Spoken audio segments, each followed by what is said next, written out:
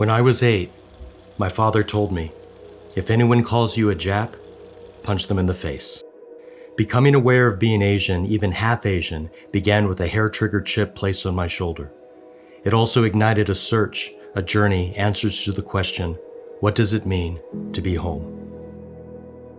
When my mother was a child, she, along with her parents and older sister, were given 72 hours to pack what belongings they could carry and report to Tulare Racetrack, where they lived in horse stables before being interned at Tule Lake, victims of Executive Order 9066. They and 120,000 people of Japanese ancestry, the vast majority U.S. citizens, were imprisoned in this country for 3 years. They had committed no crime other than being Japanese American. They had no trial or hearing. What does it mean to be home in America?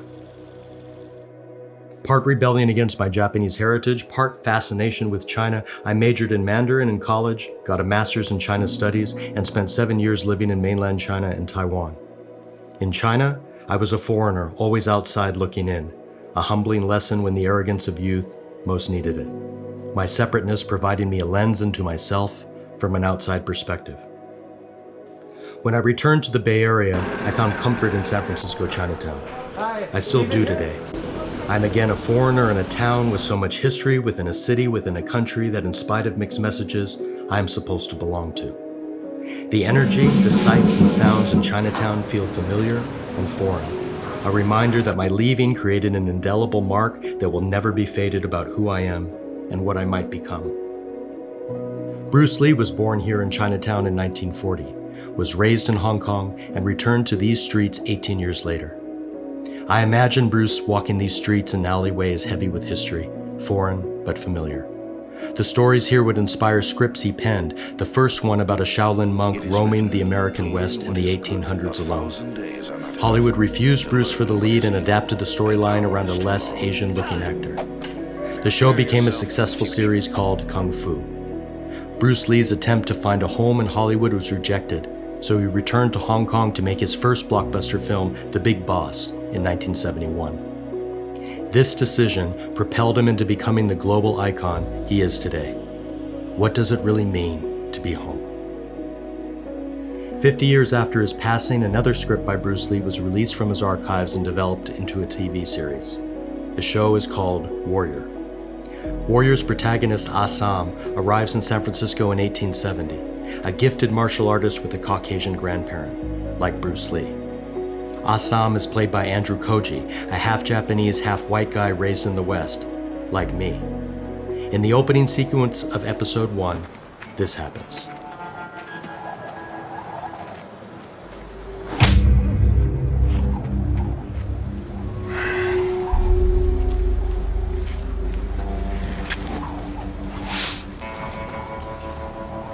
I wouldn't do that again if I were you.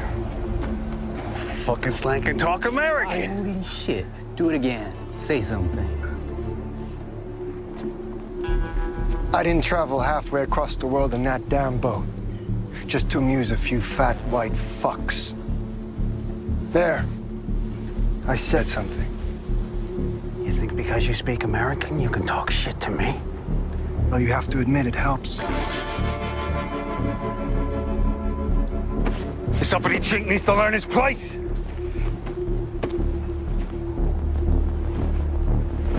You think you can take me on? That's the wrong question. Oh yeah? What's the right one?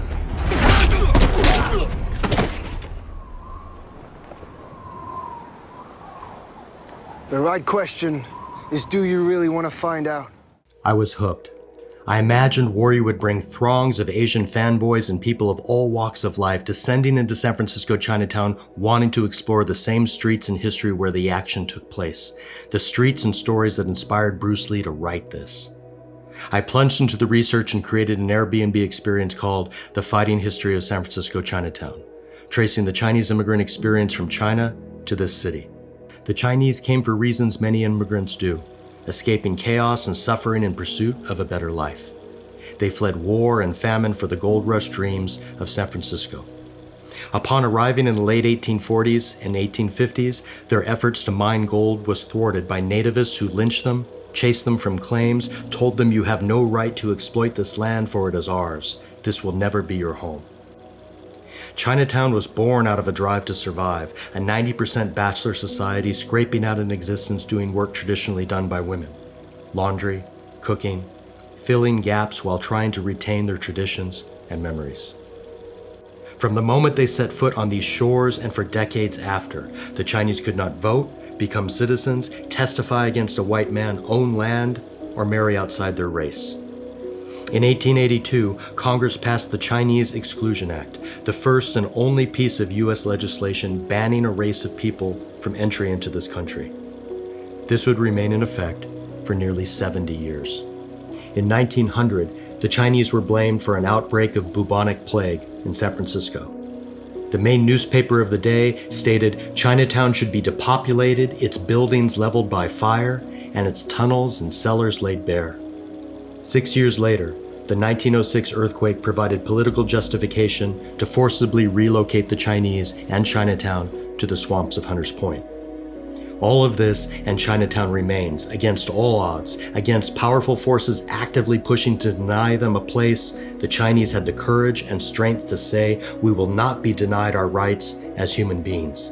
We will survive and thrive with or without your permission, and we will do so here, in San Francisco, in the heart of the city." By the mid-1960s, the ban against Chinese immigration was lifted. New immigrants arrived in Chinatown to encounter American-born Chinese, ABCs, in a city that was the epicenter of tremendous change and upheaval in America. Conjure images of San Francisco in 1967, and one thinks of the Summer of Love, Timothy Leary, LSD, the Grateful Dead, the Black Panthers, Vietnam War protests, the civil rights and women's rights movement. Chinatown, its people, never make that highlight reel. So where do we fit in? Growing up, my perception of Asian men in the 60s was shaped by Hollywood tropes: coolies, houseboys, inscrutable demons, clowns, subservient, sexless servants. One fall day 2 years ago, something shifted. Jerry Jew appeared on my tour with his friend Lester Yee. Now in their 70s, both had come of age in Chinatown during the 60s. Before we started the tour, Jerry smiled and said, "We grew up in Chinatown, Sonny. Teach us something." Well, Jerry ended up teaching me. When the pandemic locked us down, Jerry showed me pictures he had taken while studying photography at San Francisco State University in the late 60s. Through these pictures, I learned about Lee Ways.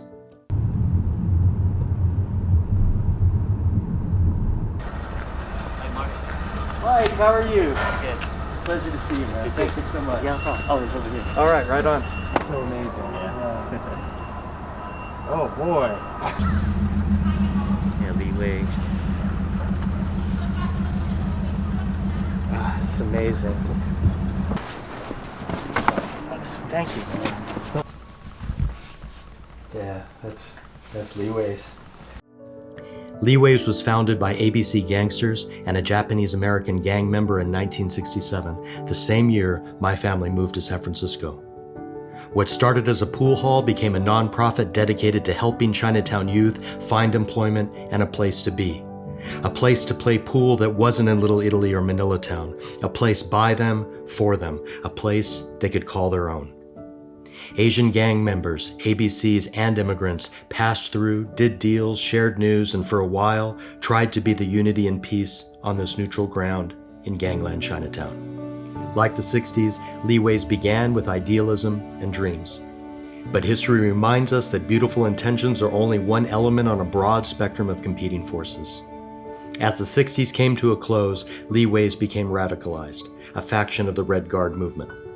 Chinatown 6 companies and SFPD eventually collaborated to annihilate the organization. But this is not about the history of Lee Ways, but it is our history that brought Lee Ways into being.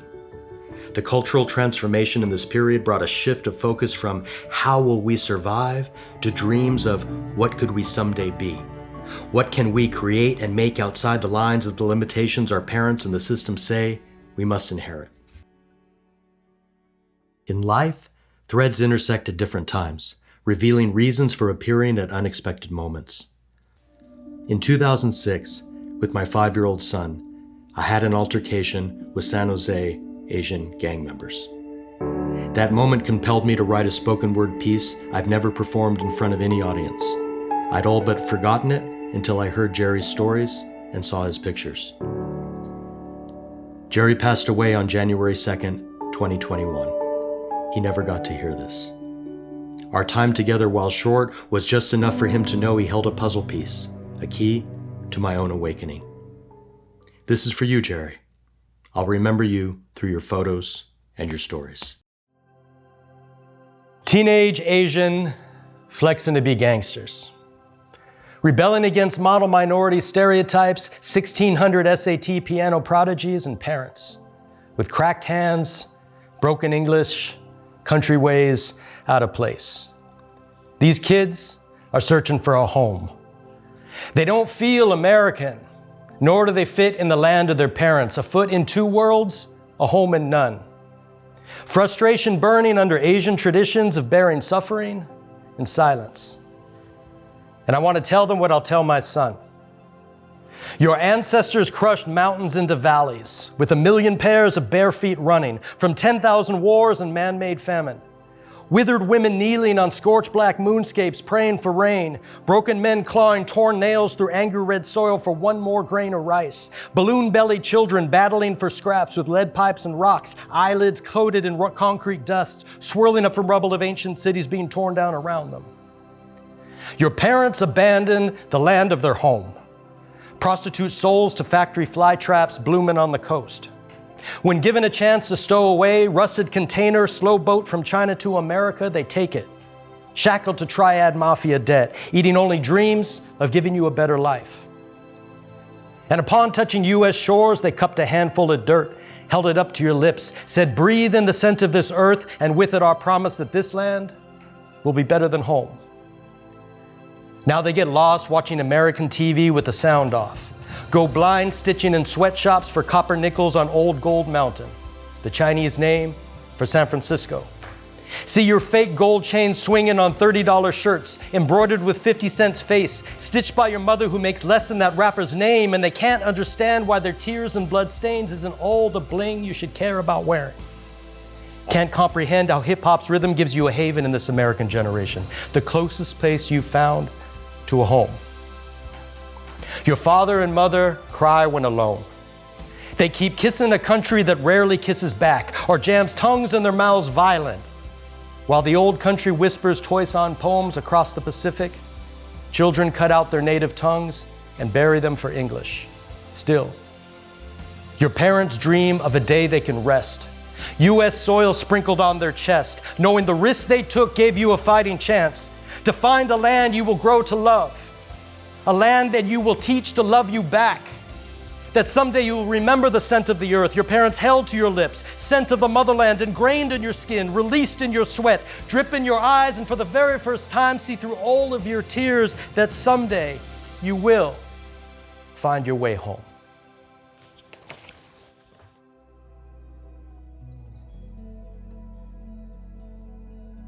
What will become of San Francisco Chinatown post-pandemic remains uncertain. The COVID-19 death rate among the Asian population is the highest of all racial categories in San Francisco. Hate crimes against Asians have exploded, a 1,900% increase in 1 year. 50% of Chinatown businesses may not survive. Gentrification, shifting demographics, successful assimilation. What will Chinatown mean for those who remain and those who choose to leave it? If survival is the ability to adapt and bend to changing conditions, then the story of Asians in this country is a story of resilience. Resilience doesn't mean stasis, permanence, or absence of movement. The goal for many residents of Chinatown is to someday be able to leave it for someplace better.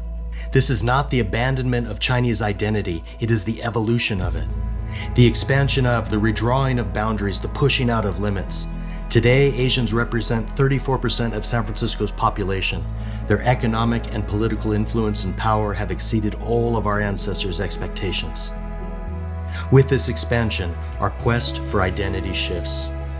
Honor where we came from, feel the weight of legacy, yes, but also ask ourselves, what do we as individual human beings want to be in this present moment? Every new generation is unlike any other before it. Only one generation removed and still so easy to forget. So maybe this is all there ever was supposed to be, a walking tour through time and space, an excuse to pay our predecessors a visit, to say thank you for every second of it, the brutal and the beautiful, the pain and the pleasure, all of the love and dreams, every ounce of suffering and hate, all of it. We own it all. It's part of us. We belong to it, and it to us.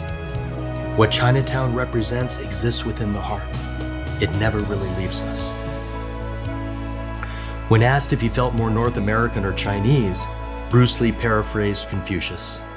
He said, "I just want to be known as a human being, because under the sky, under heaven, there is but one family, and it just so happens that people are different." Now, through this journey, I've learned this. We are one family, made of identical stardust, travelers on a journey of self-discovery on this little blue marble hurtling through space, trying to find and create a place within we can call our own. And to find ourselves, we push and go on. We push to go on, and we hope we go far. And when we are far, we realize to be far is nothing more than returning. The journey itself, the destination.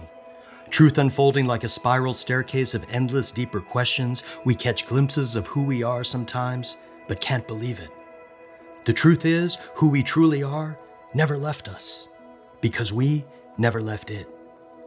In the end, we find the endless. There is nothing more to search for. Everything we ever longed for has always been here all along, waiting for us to come home.